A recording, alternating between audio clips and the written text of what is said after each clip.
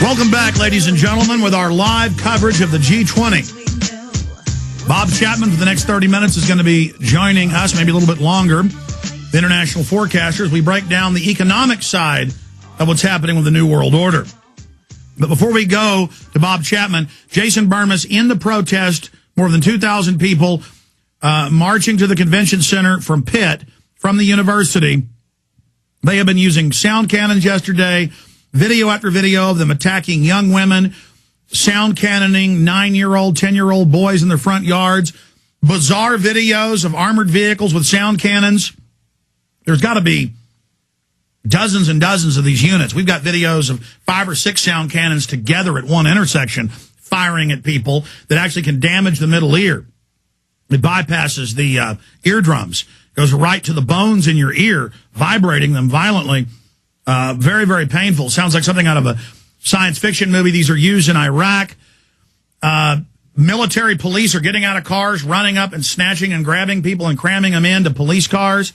I mean, it is something out of the Soviet Union or Nazi Germany or Maoist China. This is all off the charts. The USA Today, Obama set stage for New World Order. Other papers reporting he's now president of the world. CNN reporting he's now chairing the true body that runs the UN, the 15-member Security Council that has all the power. The General Assembly has no power. One member of the Security Council can veto the other 180-plus members.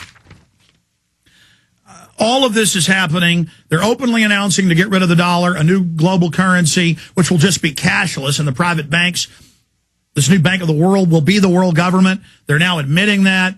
You're going to pay a carbon tax to private banks, a Tobin tax. We're going to talk to Bob Chapman in one moment.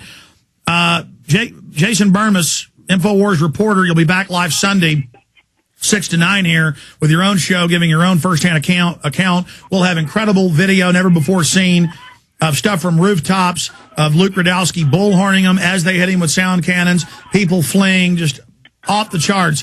But anything else, Jason Bermas?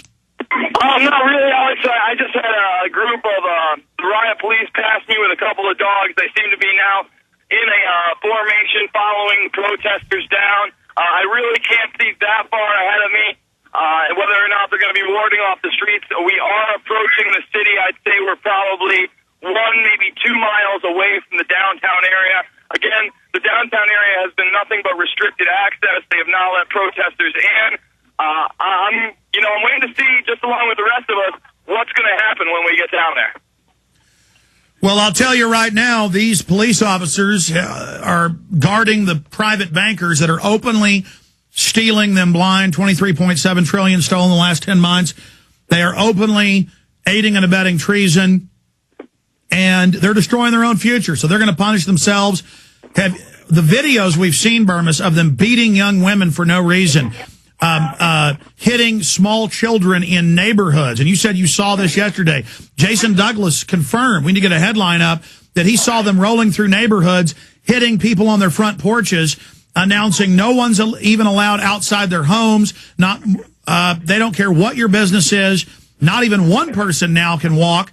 Clearly they're hurting you. They're going to block off the streets soon, block you in front, then the sides, then in back, and then attack you.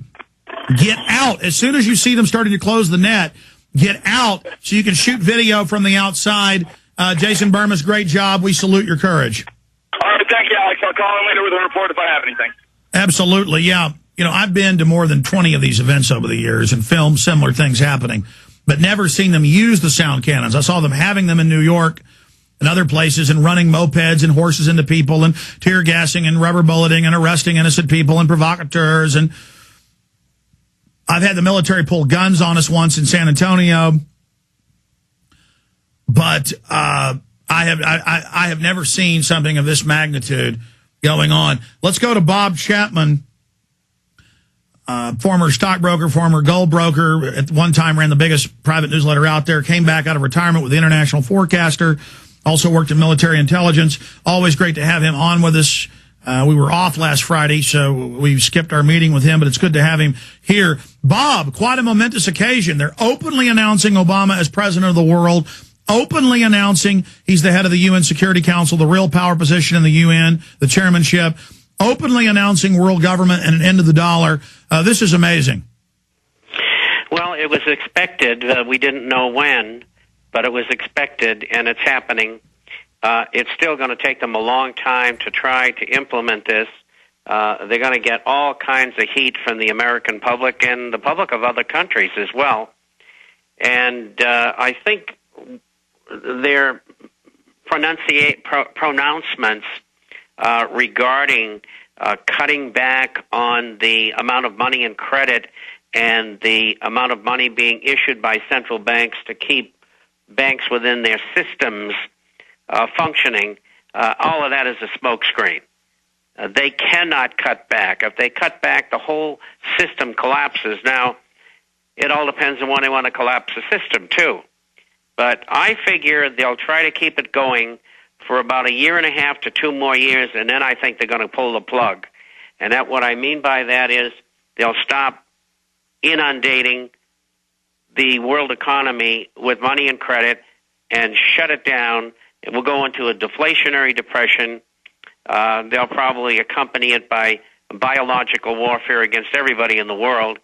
And then I think they'll make their move for world government.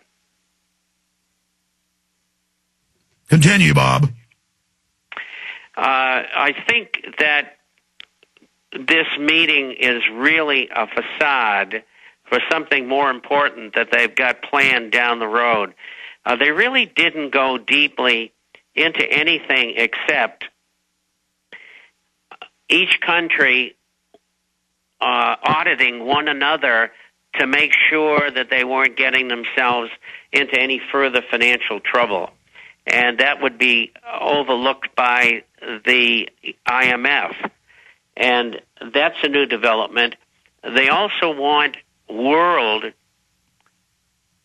regulation of all securities transactions. They also want to tax it as well, incidentally. And they're openly announcing in Times of London, BBC, AP, Reuters, everything we've broken down they would do because we were reading their own documents for decades.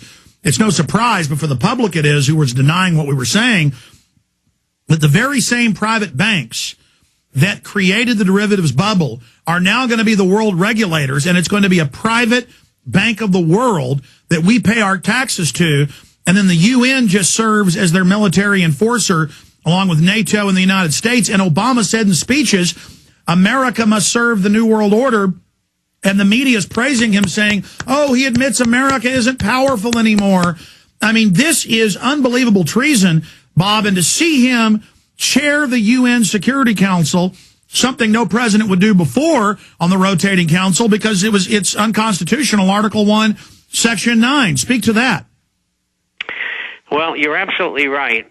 But to these people, the Constitution doesn't mean anything.